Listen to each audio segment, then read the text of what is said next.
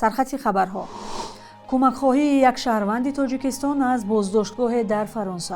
قاعده‌های قبول زائران به حج سخت‌تر شد و 26,000 مهاجر مجازات و 6,000 نفر دیگر از روسیه رانده می‌شوند.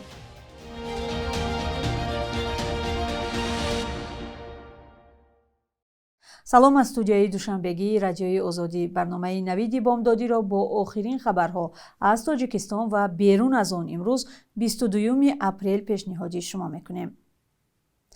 یک زاده تاجیکستان که حدود 1 سال و 3 ماه است در بازداشتگاه در فرانسه نگهداری می شود میگوید کسی به دادش نمی رسد. ادریس حسنوف با غیر قانونی کشانیدن تجهیزات بحری متهم است و قرار است مرافعه دادگاهیش روزهای نزدیک آغاز شود. وی روز 20 اپریل در صحبت با رادیوی آزادی گفت همراه خورشید نعیموف یک تاجیک دیگر از آلمان به شهر لیل در فرانسه تجهیزات بحری می‌کشاندند. به گفته‌اش در یکی از این سفرها ناظران راه آنها را منع کردند و پس از سنجش سندها نامه‌هایشان را به اینترپل دادند. آنها روز 24 ژانویه سال 2025 بازداشت شدند. ادریس حسنوف در بازداشتگاه موقتی شهر میتس و همکارش در بازداشتگاه یک شهر دیگری فرانسه نگهداری می‌شوند. حسنوف میگوید که حکومت فرانسه برایش وکیل دفاع جدا کرد ولی او نزدش دیر میآید. تلاش‌های رادیوی آزادی برای صحبت با وکیل او نتیجه نداد. و میگوید طریق تلگرام به سفارت تاجیکستان در فرانسه هم مراجعت کرد ولی تاکنون پاسخی دریافت نکرده است. ادریس حسنوف سال 2024 از لیتوا به آلمان کوچیده به بارکشانی مشغول بوده است. در پی یک رید یا عملیات ضد مهاجران در روسیه باز 6,000 شهروند خارجی بیرون کرده می شوند. در این باره ایرینا والک سخنگوی وزارت کارهای داخلی این کشور خبر داده است. به گفته وی این نتیجه تفتیش سراسری در ماه مارس است. ایرینا والک گفته است ماه گذشته ماموران پلیس یکجا با FSB یا خدمات فدرالی امنیتی روسیه در بیش از 130,000 نقطه از جمله بازار و انبارها و محل زیست مهاجران رید یا تفتیش گذرانیدند.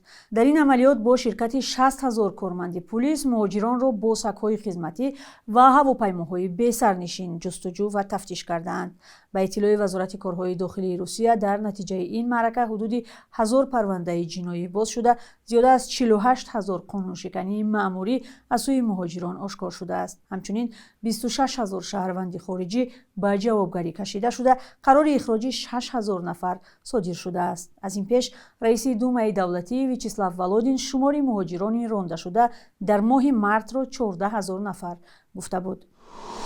عربستان سعودی قاعده قبول زائران در موسم حج برای سال 2026 را سخت‌تر کرد و سر از 13 اپریل زائران تنها با اجازتنامه یا ویزای مخصوص حقی در آمدن به مکه را دارند. شرط نو برای سفر به حج را مقامات عربستان سعودی یا وزارت امور داخلی روز 21 اپریل اعلام کرد. بنا به قاعده‌های نو از 18 اپریل تا 31 می سال روان برای دارندگان تمام نوع‌های ویزا از جمله روادید سیاحی و عمره بجز از ویزای مخصوص حج وارد شدن به مکه و مکان‌های دیگری مقدس منع است. زائران هم که با هدف ادای حج عمره در مکه قرار دارند باید تا روز 18 آنجا را ترک کنند.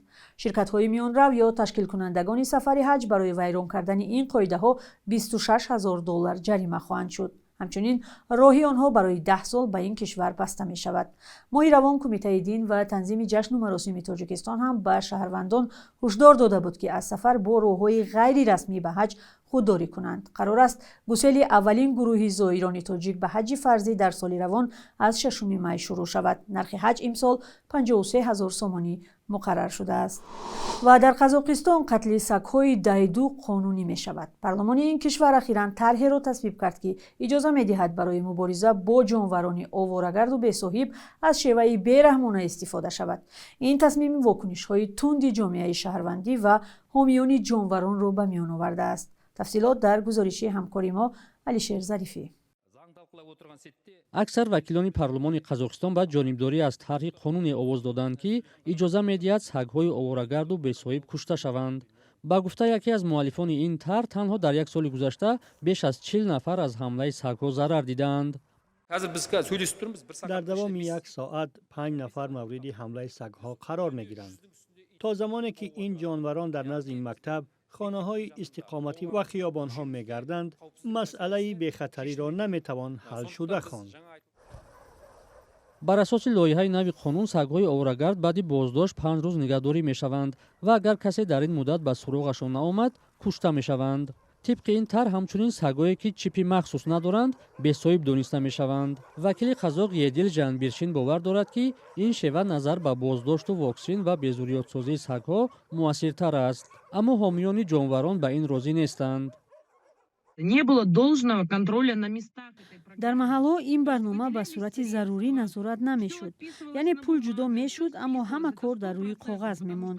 ин 100% ҳамин тавр аст. барои ин барномаҳо миллионҳо ва ҳатто миллиардҳо танга ҷудо мешуд, вале ҳамааш аз худ карда мешуданд. ҳатто паноҳгоҳҳои ноаён вуҷуд доштанд. Даже были приюты-призраки. яке аз бартариҳои дигари маҳви ҷонваронро ҷонибдорони ин тасмим сарфаи пул дар буҷа медонанд. ба гуфтаи вакили қазоқ агар сагҳо якбора нобуд карда шаванд имкон аст $30,000 сарфа шавад. ин дар ҳолест ки ҷомеаи шаҳрвандӣ бовар дорад роҳ ҳалли дурусти ин мушкил бунёди паноҳгоҳ барои нигоҳубини ҷонварони оворагард аст. дар Ридер шаҳраке дар шарқи Қазоқистон ягон паноҳгоҳ барои ҷонварон нест. чорпоёни дайдуро волонтерон аз кӯчаҳо пайдову нигоҳубин мекунанд. Поэтому фонд создан был, чтобы ин бунёд ҳам ба хотире таъсис дода шудааст ки ба чунин нафарон кӯмак расонида шавад. масалан гурбаву сагҳои зиёдеро ба хоҳари ман партофта рафтаанд. ҳоло ӯ беш аз 60 ҷонварон нигоҳубин мекунад. то вақте шавҳараш зинда буд бо маоши ӯ онҳоро таъмин мекардам. вақте ҳамсараш гузашт ӯ маҷбур шуд аз ҳисоби нафақа ин корро кунад. на свою пенсию их содержать, как вот ей не помогать? ҳомиёни ҷонварон пештарам бо муроҷиат аз парлумон хоста буданд аз қабули тарҳи баҳсбарангез даст кашанд ва ба сагҳо барои зиндагии дубора шонс диҳанд. вале зоҳиран садои онҳо шунида нашуд, зеро вакилон якдилона лоиҳаи навро қабул карданд. Люди, которые проголосовали за... онҳое ки ба ҷонибдорӣ аз ин қонун овоз доданд аз арзишҳои инсондӯстӣ хеле дуранд. бо пахши як тугма қабул кардани чунин тарҳ ман фикр мекунам дунё девона шудааст. ростӣ ин ба ақл рост намеояд. Я считаю, что мир сошел с ума. ҳомиёни ҳуқуқи ҷонварон ки дар тарҳи нав назари онҳо пурсида нашудааст ин иқдомро қатли оми ҷонварон мехонанд. пас аз баррасӣ ва қабули тарҳи қонун он дар сенат баррасӣ ва барои имзо ба президенти Қазоқистон фиристода хоҳад шуд. ихтиёриён ва фаъолони ҷамъиятӣ ҳоло ният доранд муштаракан зидди ин қонун садо баланд кунанд.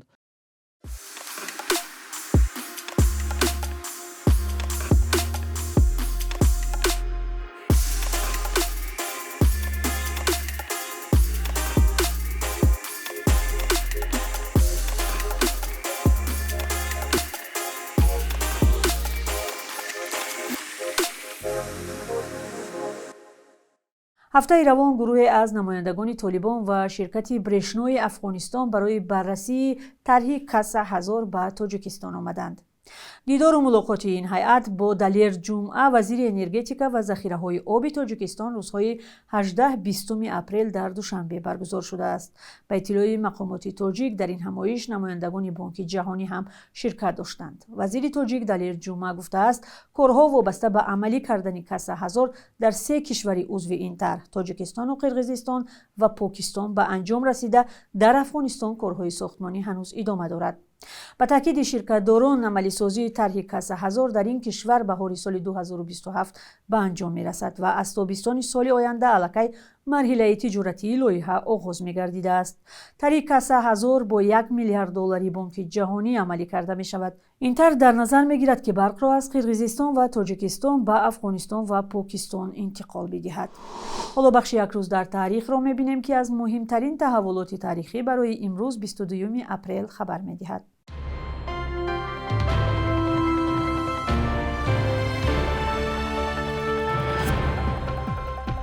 22 апрели соли 1870 Владимир Ленин таваллуд шудааст ки ӯро доҳии большевикҳо ва асосгузори ҳукумати Иттиҳоди Шӯравӣ меноманд. Ленин 53 сол умр дид ва то имрӯз яке аз баҳсбарангезтарин шахсиятҳо дар таърихи ҷаҳон ба шумор меравад. ҷонибдоронаш ки дар Тоҷикистон ҳам кам нестанд, ӯро ҳомии адолати иҷтимоӣ ва бенавоён, муборизи зидди низоми шоҳигарӣ меноманд. мухолифонаш исми Ленинро дар қатори ҷаллодони қарни 20 ёд мекунанд ки инқилоби олуда ба хуни большевикиро соли 1917 дар Русия раҳбарӣ карда қаламравҳои Осиёи миёнаро ҳам ба ҳудудҳои Федератсияи Русия ҳамроҳ намуд. 22 апрел рӯзи замин таҷлил мешавад ки соли 1970 ба хотири ҳифзу нигаҳдории сайёра аз таъсири гармоиши иқлиму нобудшавии растаниву ҷонваронаш таъсис гардид. фаъолони муҳитзистӣ дар тоҷикистон ҳам ҳар сол дар ин сана даъват мекунанд ки мақомот ва аҳли ҷомеа бештар дар фикри ҳифзу нигаҳдории табиат ва олами наботот бошанд, то ки дар пай рушди саноат ва иқтисод сайёраи замин бо фоҷиа рӯбарӯ нашавад. 22 апрели соли 1957 зодрӯзи Сурайё Қосимова овозхони маъруф ва ҳунарпешии халқии Тоҷикистон аст. Қосимова бештар бо иҷрои сурудҳои мардумӣ маъруф шуд. Таронаҳои Гули бодом, Дидори ёр, Бигзоргирӣ ҳам шӯҳрат ёфта, таронаҳояш ба хазинаи тиллоии мусиқии Тоҷикистон ворид гаштанд. ҳамчунин дар як қатор намоишномаҳои театрӣ ҳам нақш офаридааст. духтарони ӯ Шабнам ва Фарзона ҳам овозхон шуданд. шабонарӯзи ахир дар бархе аз бонкҳои Тоҷикистон арзиши $100 амрикоӣ ба 936-937 сомонӣ баробар шудааст. 1000 рубли русӣ 125 сомонӣ арзиш дорад. қурби расмии Бонки Миллии Тоҷикистон каме фарқ мекунад ва барои имрӯз чунин таъин шудааст.